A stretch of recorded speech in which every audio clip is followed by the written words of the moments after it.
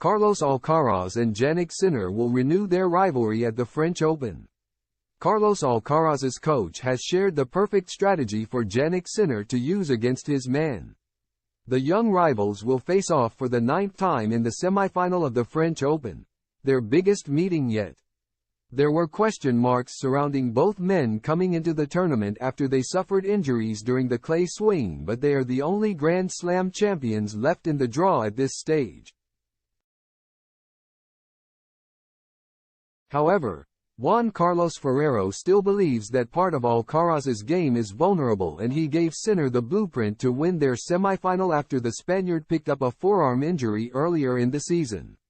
"We kind of missed playing the clay season from start to finish, which is always important to us," Ferrero said ahead of the semis. A former French Open champion himself, Alcaraz's coach also hinted that Sinner could attack his man's forehand. He continued, "Then, as for hitting his forehand at 100%, right now I'd say he's at 95%. He's still struggling to hit it naturally like he did before, because an arm injury like that always means your mind is slightly on it." Alcaraz also reached the semifinal 12 months ago, splitting sets with Novak Djokovic before he got nervous and started cramping, barely winning a game for the rest of the match. But Ferrero thinks that the world number 3 was even less of a favorite coming into the tournament this year. "Maybe he's still not at the same level as last year, but I don't like making comparisons.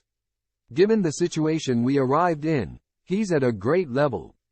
I think last year's situation was different," he explained. "We arrived with a lot of confidence, and that makes everything come off more naturally. This time he's had to grow into it. I think the results he's had so far are very important for his head and his confidence. Winning matches, seeing that his arm is okay. Gradually gaining the confidence he needs. Comparing him with last year is very difficult because of the lack of matches.